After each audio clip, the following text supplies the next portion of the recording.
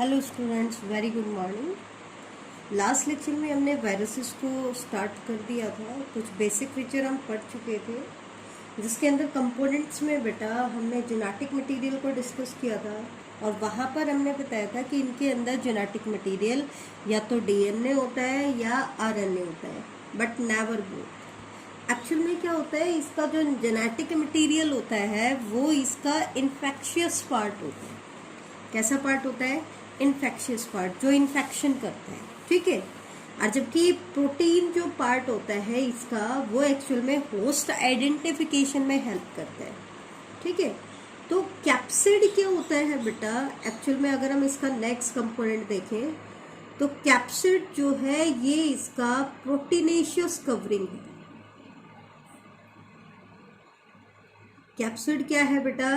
Proteinaceous covering है around the virus, जिसका function क्या होता है? पहला फंक्शन होता है इट प्रोटेक्ट द न्यूक्लियोइड, ये जेनेटिक मटेरियल को प्रोटेक्ट करती है। और दूसरा इसका फंक्शन होता है कि ये होस्ट आइडेंटिफिकेशन में हेल्प करती है। जेनेटिक मटेरियल को फिजिकल और केमिकल डैमेज से बचाती है, साथ में होस्ट आइडेंटिफिकेशन में हेल्प करती है। ठीक है। एक्चुअल में जो इसकी प्रोटीन कवरिंग होती है, इट कंसिस्ट ऑफ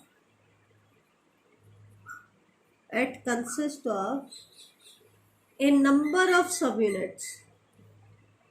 एक नंबर ऑफ सब यूनिट्स की ये बनी हुई होती है, और उन सब यूनिट्स को हम क्या कहते हैं? कैप्सोमियर।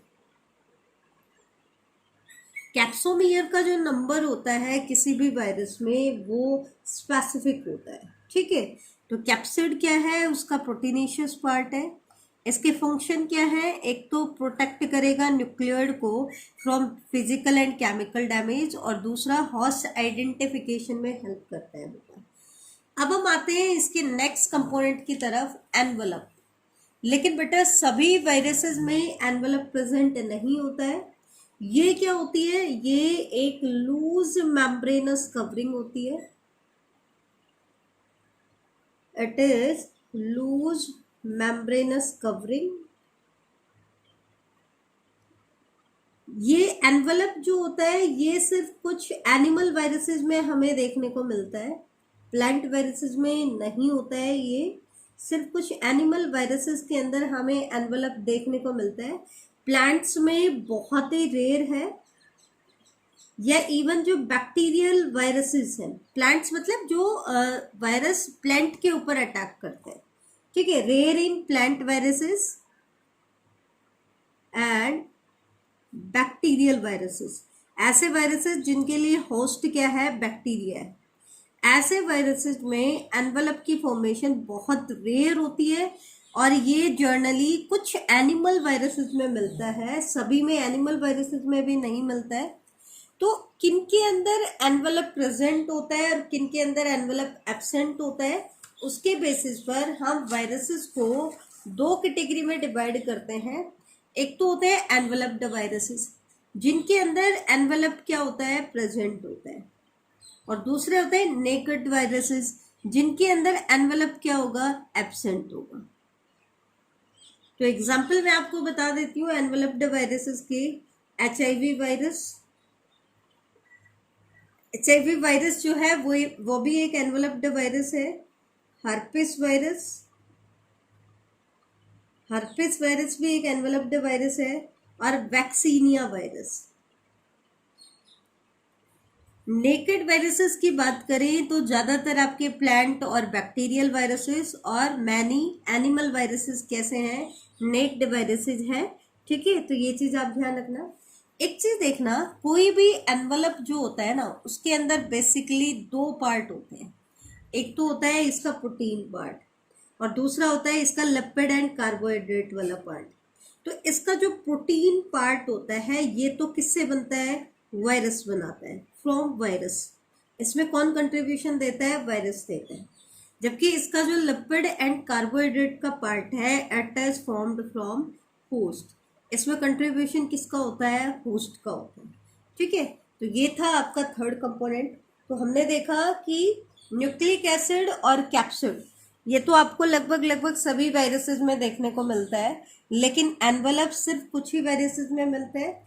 ऐसे ही एंजाइम्स होते हैं, कुछ जो वायरसेस होते हैं वो एंजाइम की प्रोडक्शन करते हैं, तो ये ओकेजनली प्रोड्यूस होता है, ओकेजनल होता है। फॉर एग्जाम्पल अगर हम एग्जाम्पल्स की बात करें तो एक एंजाइम आता है लाइसोजाइम। लाइसोजाइम आपको किस में देखने को मिलेगा? बैक्टीरियोफाज में। जो वायरसेस जिनके लिए होस्ट का काम बैक्टीरिया करता है, तो ये वायरस क्या प्रोड्यूस करते हैं? लाइसोजाइम इनके अंदर प्रेजेंट होता है, तो ये चीज ध्यान रखना। इसी तरीके से सेकेंड एंजाइम का एग्जांपल है न्यूरामिनिडेज। न्यूरामिनिडेज जो एंजाइम है, it is present in influenza virus. ये किस में प्रेजेंट होता है? इन्फ्लुएंजा वायरस में प्रेजेंट होता है। ठीक है, एक चीज ध्यान रखना, एक्चुअल में न्यूरामिनिडेज की फॉर्मेशन इन्फ्लुएंजा वायरस क्यों करता है? Because it is required for influenza virus replication. Influenza virus की रेप्लिकेशन के लिए ये एंजाइम चाहिए होता है, इसलिए इन्फ्लुएंजा वायरस इसकी प्रोडक्शन करता है। ठीक है, अब हम ले लेते हैं कुछ डिजीज जो आपके वायरसेस कॉज करते हैं और उनके अंदर जेनेटिक मटेरियल क्या होगा वो मैं आपको दिखा देती हूँ। तो ये देखो, ये लिस्ट हमारे पास पूरी की पूरी है। सबसे पहले हम ह्यूमन के अंदर जो डिजीज कॉज होते हैं उनको हम ले लेते हैं। तो देखो, एडिनो वायरस जो है इसका जेनेटिक मटेरियल है डबल स्ट्रैंडेड डीएनए और ये ट्यूमर कॉज करता है। क्या कॉज करता है? ट्यूमर। हर्पिस सिंप्लेक्स वायरस जो है ये double stranded DNA genetic material होता है, ये हर्पिस डिजीज कॉज करता है, आगे हम पढ़ेंगे। और एक फीवर ब्लिस्टर्स भी कॉज करते हैं।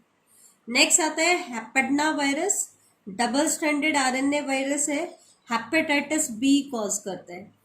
Varicella zoster double stranded DNA virus है, चिकन पॉक्स कॉज करता है, इंपॉर्टेंट है। Epstein Barr virus double stranded DNA virus है and Burkitt's lymphoma disease cause करता है। क्या कॉज करता है? बर्किट्स लिम्फोमा डिजीज कॉज करता है। ठीक है, नेक्स्ट आता है papilloma virus, double stranded DNA virus है, बिनाइन ट्यूमर कॉज करता है।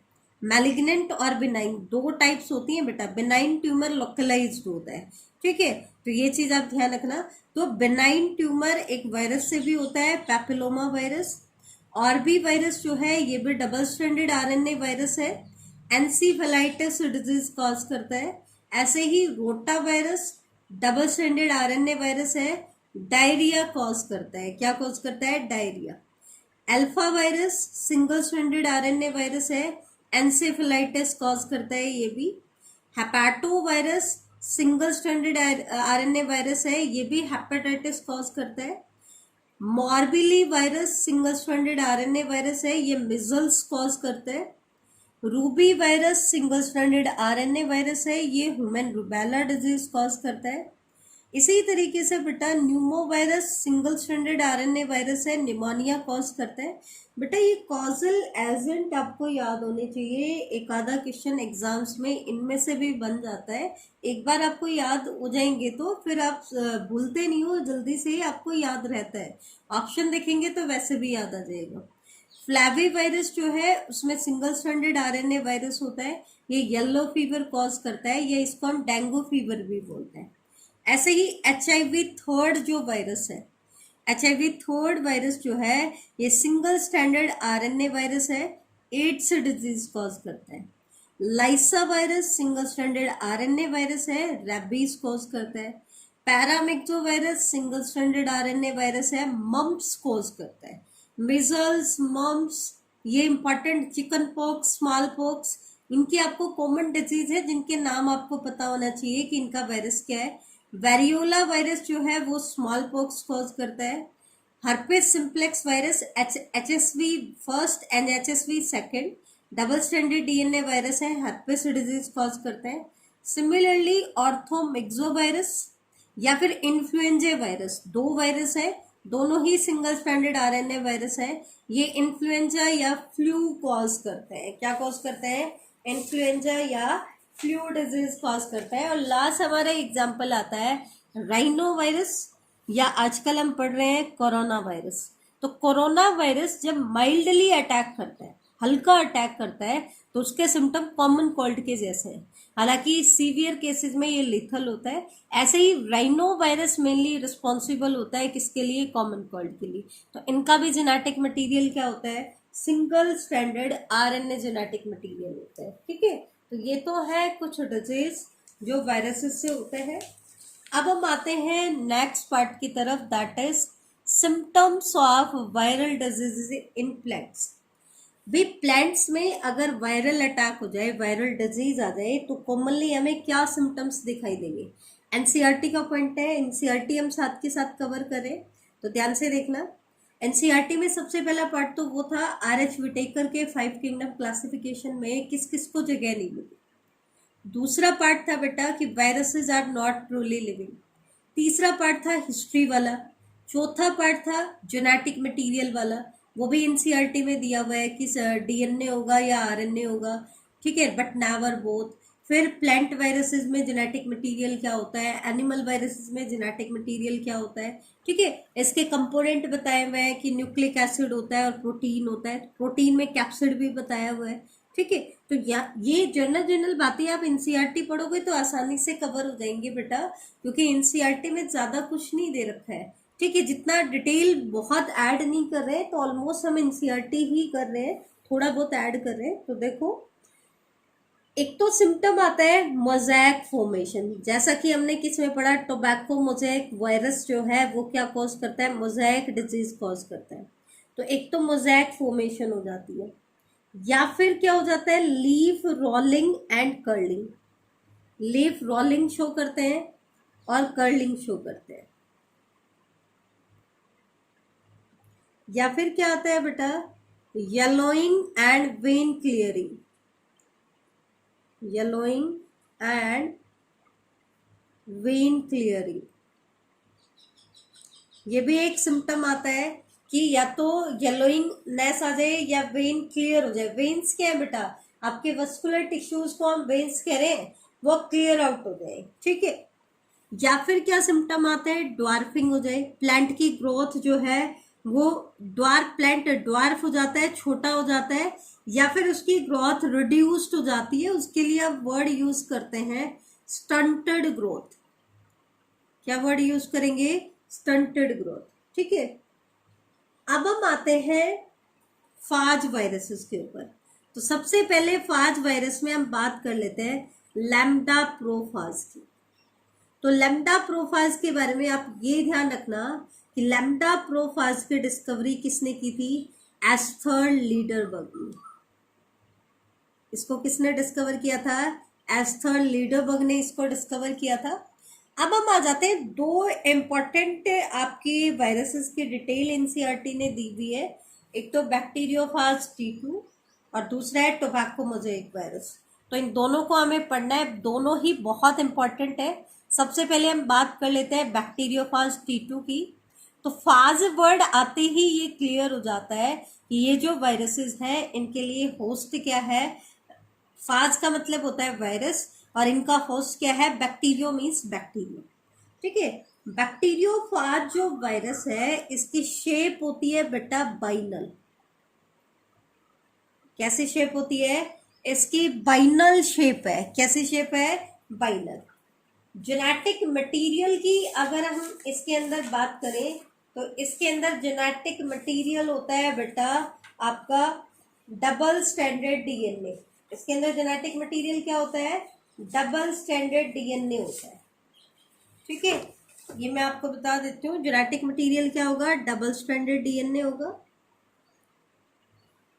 बैक्टीरियोफाज को हम इजीली काउंट कर सकते हैं। अगर कल्चर प्लेट पे हमें इनको काउंट करना हो कि इनका कितना नंबर है, तो बैक्टीरियोफाज को काउंट करने के लिए जो प्रोसेस हम यूज करते हैं वो प्रोसेस कौन सा होता है?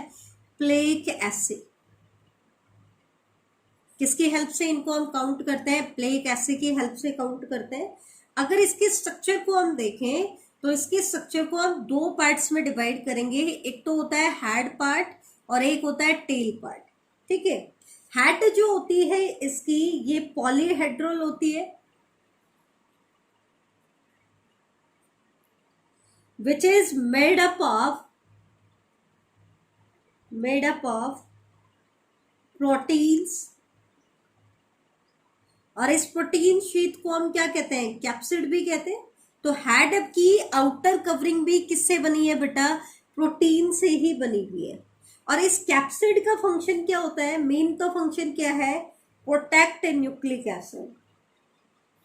ये क्या करती है, न्यूक्लिक एसिड को प्रोटेक्ट करती है।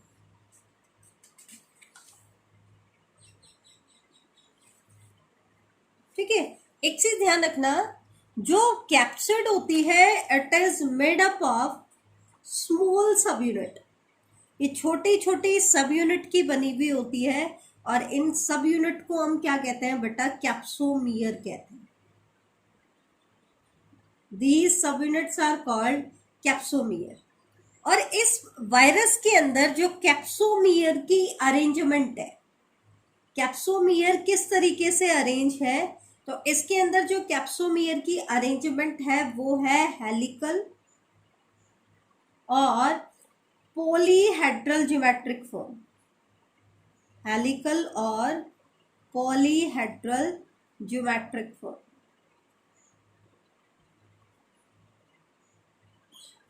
ठीक है, ये चीज ध्यान रखना आप। अब हम आते हैं इसके टेल पार्ट की तरफ। तो टेल पार्ट बड़ा इंपॉर्टेंट है, ये चीज ध्यान रखना। टेल जो होती है इसके अंदर एक सेंट्रल कोर आपको दिखाई देगी। ये देखो, ये क्या है, इसका सेंट्रल कोर वाला पार्ट है। कौन सा पार्ट है, सेंट्रल कोर। ध्यान से देखो, ये एक सेंट्रल कोर इसके अंदर होती है, और इसके एंड में आपको हेक्सागोनल डिस्क दिखाई देगी। कैसे डिस्क दिखाई देगी, हेक्सागोनल डिस्क लाइक प्लेट आपको दिखाई देगी। ठीक है, एक्चुअल में क्या होता है, एक चीज ध्यान रखना, टेल के अंदर भी कैप्सिड शीथ आपको दिखाई दे रही होगी, प्रोटीन की शीथ आपको दिखाई दे रही होगी, लेकिन टेल की जो कैप्सिड शीथ होती है ये कॉन्ट्रैक्टाइल होती है। कैसे होती है, कॉन्ट्रैक्टाइल। जैसे वायरस होस्ट की बॉडी से अटैच होता है, जैसे ये कैप्सिड लेयर है, तो ये ऐसे कॉन्ट्रैक्ट करती है। क्या करती है, कॉन्ट्रैक्ट करती है, ताकि ये अपना जेनेटिक मटेरियल किस में इंसर्ट कर पाए, होस्ट में इंसर्ट कर पाए। ठीक है, और उस होस्ट से अटैच होने के लिए इसके पास टेल फाइबर्स होते हैं। क्या होते हैं, टेल फाइबर। यहां पर हमें कितने टेल फाइबर दिखाई दे रहे हैं, 6 टेल फाइबर इसके अंदर होते हैं। कितने टेल फाइबर है बेटा, 6 टेल फाइबर इनके पास है। ठीक है, फंक्शन क्या है टेल का वो हम देख लेते हैं। तो सबसे पहली चीज कि टेल एक्चुअल में होता क्या है, it is cell attachment organ. ये एक ऐसा ऑर्गन है जिससे वायरस जो है होस्ट सेल से अटैच होते हैं। ठीक है, दूसरा फंक्शन क्या है, मैंने अभी कहा कि इसके अंदर एक सेंट्रल कोर होती है, तो ये एक ऐसी ट्यूब का फंक्शन करती है which facilitate the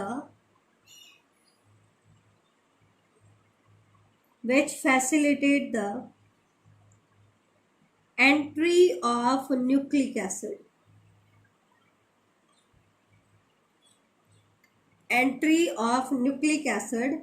into the host cell।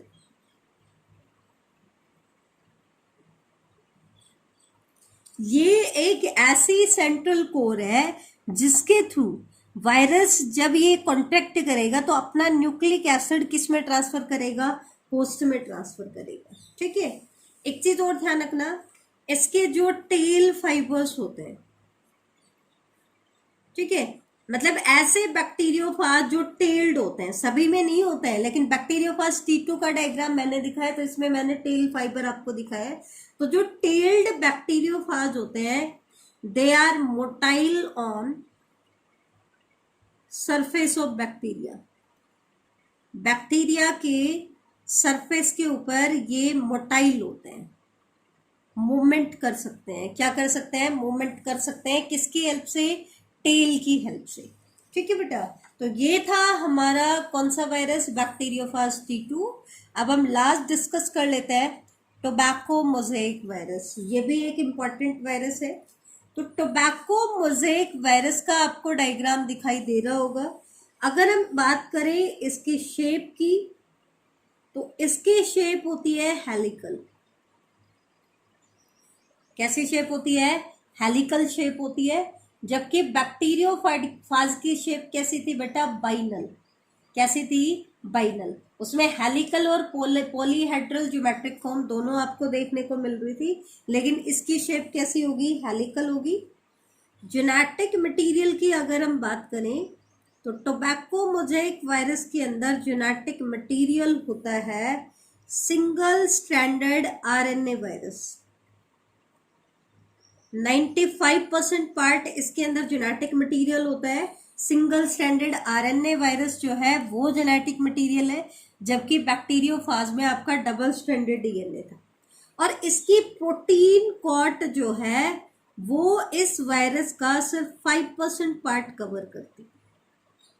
और प्रोटीन कॉट किससे बनी है? छोटी छोटी सब यूनिट से बनी है, जिनको हम कहते हैं कैप्सोमियर। कैप्सोमियर का नंबर ध्यान रखना है, ये फिक्स होता है टोबैको मोज़ेक वायरस में। कितना होता है? 2130 कैप्सोमियर होता है। ठीक है, कितना नंबर होता है? 2130 कैप्सोमियर होते हैं। इसकी हम लेंथ की बात करें तो लेंथ होती है अप्रोक्सीमेटली 300 नैनोमीटर। कितनी लेंथ होती है? 300 नैनोमीटर। और डायामीटर होता है बेटा अप्रोक्सीमेटली 20 नैनोमीटर। एक चीज और ध्यान रखना, टोबैको मोज़ेक वायरस जो होते हैं टोबैको पे तो अटैक करते ही करते हैं। मेन इनका क्या होता है बेटा? Tobacco mosaic virus are infectious for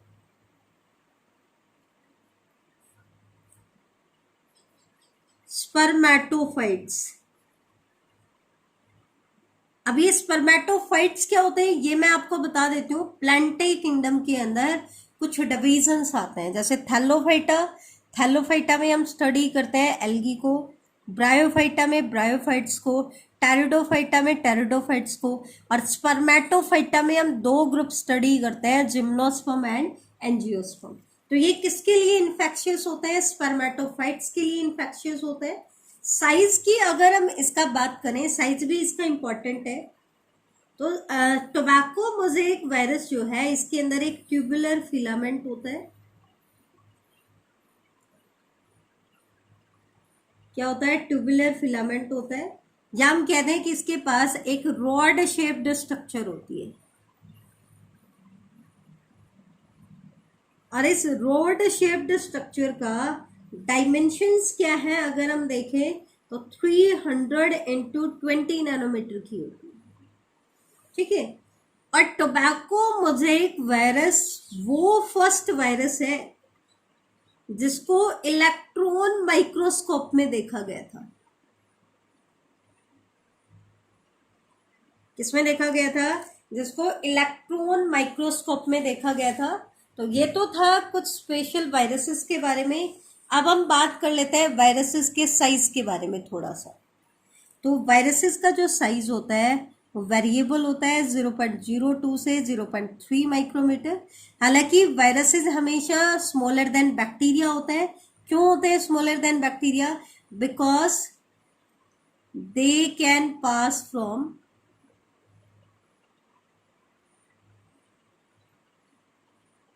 bacteria proof filter. क्योंकि हमने देखा था, हिस्ट्री में भी पढ़ा था कि ये बैक्टीरिया प्रूफ फिल्टर से क्या हो जाता है? पास हो जाते हैं। ठीक है, लॉन्गेस्ट जो नोन वायरस है अभी तक का वो है मेगा वायरस, या हम मिमी वायरस को भी कहते हैं। लार्जेस्ट एनिमल वायरस की अगर हम बात करें तो वो है स्मॉल पॉक्स वायरस, जिसका 200 नैनोमीटर डायमीटर होता है, और पैरेट फीवर वायरस जो कि 450 माइक्रोमीटर का होता है। लार्जेस्ट अगर प्लांट वायरस की बात करें तो ये होता है सिट्रस ट्रिस्टेजा, 20,000 नैनोमीटर का होता है। स्मॉलेस्ट एनिमल वायरस की बात करें तो वो है foot and mouth virus, 10 nanometer का होता है। और स्मॉलेस्ट प्लांट वायरस होता है tobacco mosaic satellite virus and alpha mosaic virus, ये 17 नैनोमीटर का होता है। तो ये था इसके साइज के बारे में। आज हम इतना ही डिस्कस करेंगे। नेक्स्ट लेक्चर में बेटा हम डिस्कस करेंगे वायरॉइड्स एंड प्रायॉन्स के बारे में। इम्पॉर्टेंट टॉपिक है, अभी कुछ ही साल पहले एनसीईआरटी में ऐड किया गया है, तो वो हम डिस्कस करेंगे। Thank you.